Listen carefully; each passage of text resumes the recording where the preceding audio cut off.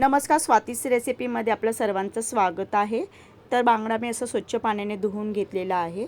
त्याला मी आता आपल्याला त्यासाठी लागणारे साहित्य लाल मिरची पावडर, घरगुती काळा मसाला आणि हळद आणि मीठ। तर आपल्याला ह्याला हळद टाकून घ्यायची आहे, थोडीशी हळद टाकून घ्यायची आहे।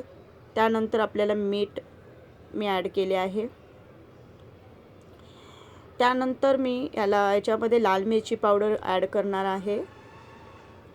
लाल मिरची पावडर टाकून झाल्याच्या नंतर मी लसूण, कोथिंबीर आणि अद्रक याची असं दरदरा अशी पिसून घेतली आहे। त्याची एकदम अशी पेस्ट मी बनवलेली नाही आहे।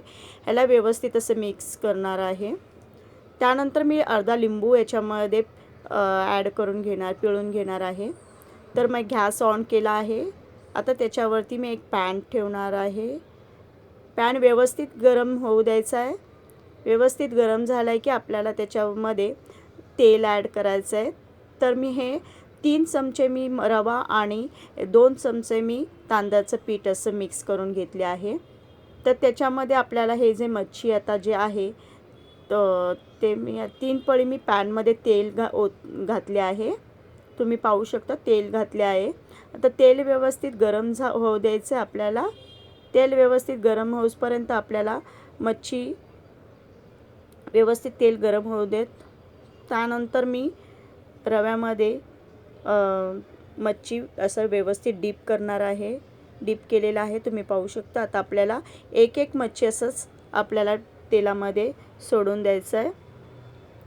परत मी असाच एक दुसरा पण असाच डीप केलेला आहे आणि अजून एक मी असंच डीप करणार आहे आणि एका पॅनमध्ये मी 3-3च मच्छी घालणार आहे।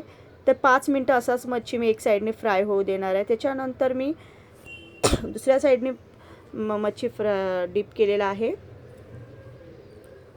तर हे बघा 5 मिनटं मी एक साईड अशीच परतू देणार आहे। 5 मिनटाच्या नंतर मी अजून 5 मिनटं मी असंच ठेवलेलं आहे। त्याच्यानंतर पहा मी अजून 5 मिनटांनी मी असंच अजून एक साईड अशी छान अशी खरपूस भाजून दिली आहे। तुम्ही पाहू शकता मच्छीचा कलर पण चेंज झालेला आहे। तर हा रेडी